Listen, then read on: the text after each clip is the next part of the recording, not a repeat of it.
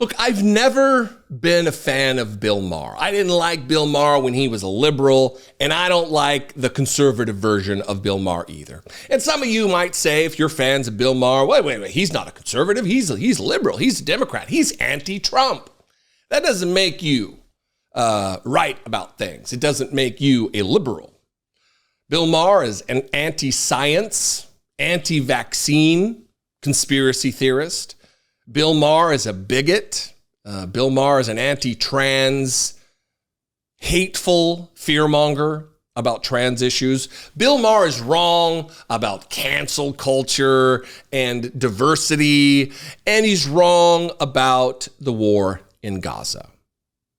And what's weird about Bill Maher is he thinks that he's a brave man. He thinks that because he stands against the cancel culture that doesn't even exist, that he should be lauded as some kind of a hero. He's a coward. He's a weakling. He's a moral defect. He does it for the clicks. He does it for the views. He shifts to be a contrarian. Really, that's what it is. And there's no bravery in that. Yesterday, he posted on his YouTube channel, not the Real Time with Bill Maher HBO channel, but his Club Random, whatever, where he sits around and gets high and talks to celebrities. And he had Bill Burr on, another comedian. And they drifted into these students who are protesting the genocide that's taking place in Palestine, in Gaza. And Bill Maher really put on a masterclass of how not to think, how not to operate, how not to expose yourself as an abject idiot about these particular issues, about someone who doesn't use logic or reason or rationality or even have any modicum of understanding of the depths of the issue that he's talking about. Really, it's just blathering on with no information whatsoever. He does it about a multiplicity of topics, homelessness and poverty and a whole bunch, but this is the one we're going to talk about. And I want you to pay attention, because Bill Burr, he's had some bad takes in the past, most certainly. You know, everybody has. But Bill Burr deals with and dispatches Bill Maher. I'm making sure I'm getting the names right. Bill Burr, not Bill Barr. Jesus. Really dispenses with the nonsense in a jocular, funny way. But the things that he's saying are spot on. Watch this. And then I got some numbers from Reuters about the death toll, and we'll talk about some of Bill Maher's arguments. Watch this. You don't realize that college campuses erupted with the kids demonstrating for Hamas? They are in with the terrorists. They were for the Palestinians. Well, it's sort of the same cause. Why, are you? I'm on the side of the kids. Yeah, that's easy to say. You know, no one wants to see kids dead. This is a war. That was very brave of you to say that. This is a war. No, I'm the one who's actually brave on this. Pat yourself on the back. It's easy to say I'm for the kids. Who's not for the kids? Well, it comes down to real hard-nosed decisions. Like a country. Stop talking like you're a general. A country got attacked. Israel got attacked. I'm not saying that they didn't have a right to go back. I'm just sitting there going like, how do I look at what? We're the only country in the world that they get attacked, and then as soon as they counterattack, it's like, well, we got to stop this shit now. Don't attack them. There's a very simple solution to all this problem in the Middle East. Stop attacking Israel. Hey, you Stop just solved attacking it. Israel. You just solved it. I actually did. There you go. That's fantastic. Anyway. All right. We don't need to get onto that. Let's go to Russia and the Ukraine. How do you solve that one, Bill? Let me hear your hard-nosed decision about that. Well, let me ask you a question. How is war still legal? With all this shit that's been canceled. Legal. Why is that still fucking legal? Would you like a real answer to that? Because for something to be illegal, you have to have the capacity to enforce it. And you can't enforce against war, or else you have to go to war with the country that's going to war. And we don't want to go to war with Russia over Ukraine. What would be the sense of making it illegal? Oh, that's really going to stop Putin. No. To stop people from going to war, you have to also put boots. You can't sit down and talk it out? Why can't Putin do a podcast with the head guy Like, you just solved the Middle East on a podcast. Why can't they solve what they're doing on a podcast? This is why this is not your thing. Make some hard-nosed decisions. It's not your thing. It's what you... It is my thing. It isn't your thing. This is not your thing. You're like that guy that has a fantasy football team and thinks he's a fucking GM. No. That's exactly what it is. Like, why am I fucking listening to you like you've done something? What have you done in Washington? Nothing. No, I would never go to Washington. So according to Bill Maher, the students are in with the terrorists, quote unquote. That Hamas and Palestine are sort of the same cause. They are not. Plainly stated. This is idiotic IDF propaganda that is being spewed by Bill Maher. Lies. Hamas is a terrorist organization. Full stop. It is. The vast majority of the Palestinian people weren't even alive, or certainly didn't have agency or the right to vote even in the election that put Hamas in power in Palestine. The leaders of Hamas, by all accounts, lead pretty solid, lavish lifestyles while their people starve, while their people are being murdered by the IDF, by Benjamin Netanyahu and his rogue criminal government. So when Bill Maher says, yeah, that's easy to say, no one wants to see kids dead, I'm the one who's actually brave on this. Oh, thank you for your bravery, sir. Your rock-solid arguments. Let's talk about how many kids are dead. No one wants to see kids dead, except for the guy who makes massive excuses for the dead kids. This is from Reuters. UN says Gaza death toll still over 35,000, but not all bodies identified. This is from yesterday, updated 19 hours ago at the time of this filming at 2:40 p.m. Eastern.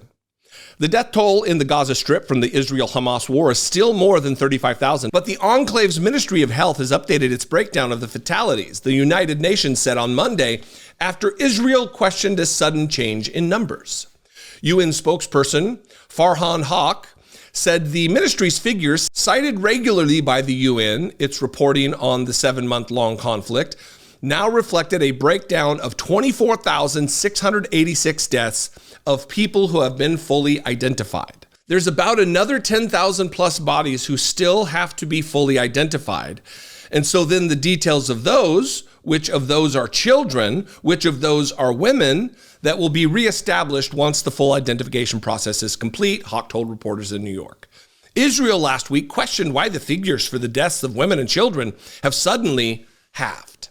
Hawk said those figures for identified bodies, 7,797 children dead at the hands of Israeli bombs and, sadly to say, U.S. bombs, 4,959 women, 1,924 elderly, and 10,006 men. Adding, the Ministry of Health says that the documentation process of fully identifying details of casualties is ongoing.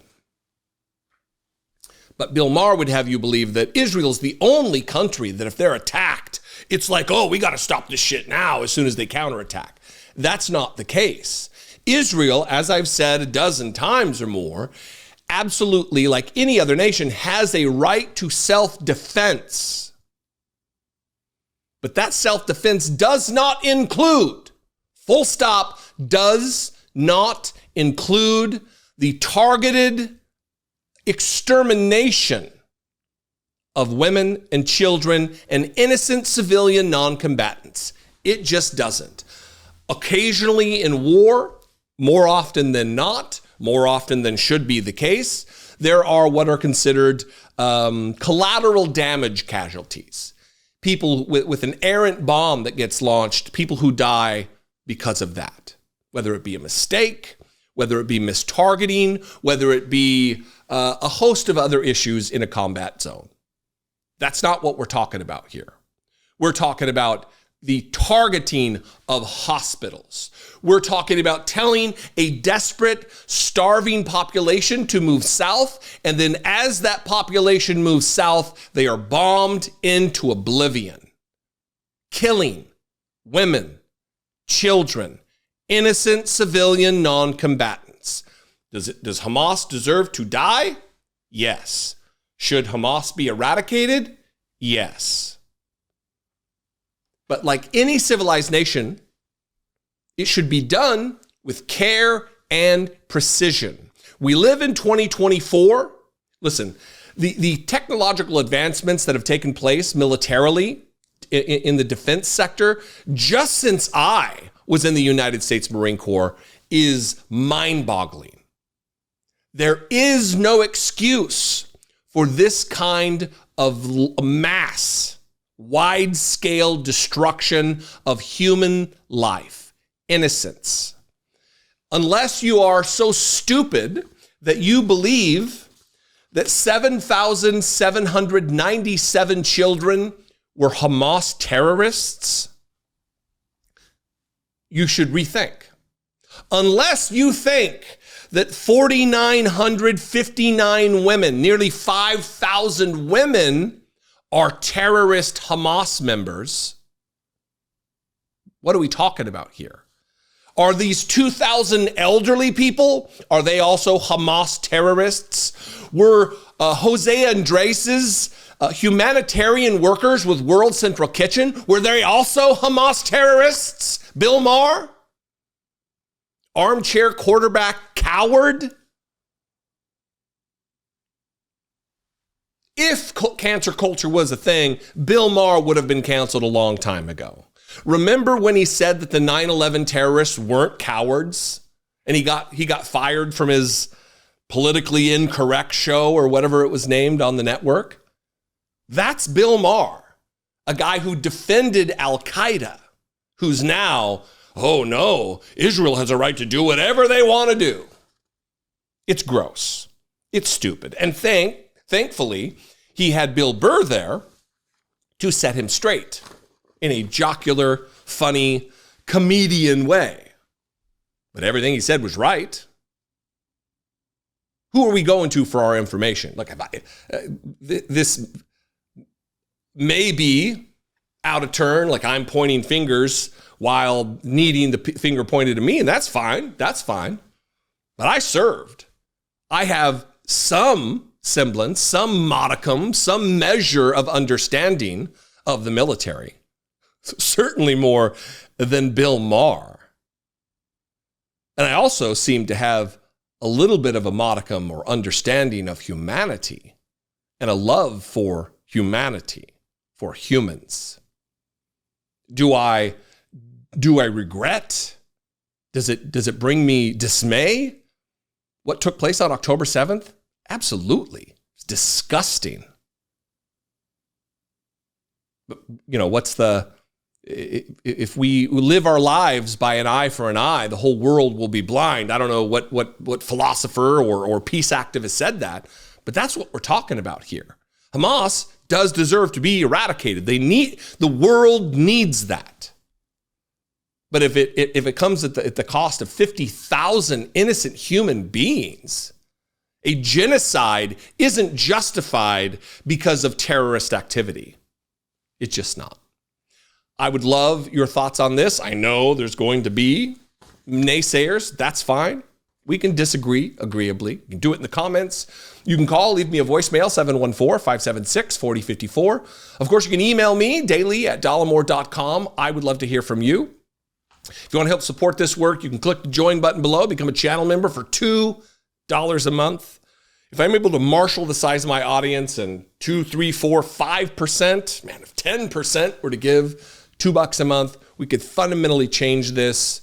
There's a lot of things that I wanted on the table for this year. We're kind of moving on, I would love to go in this campaign season, go to Trump rallies, but all of that stuff is expensive, and I could do it with your help.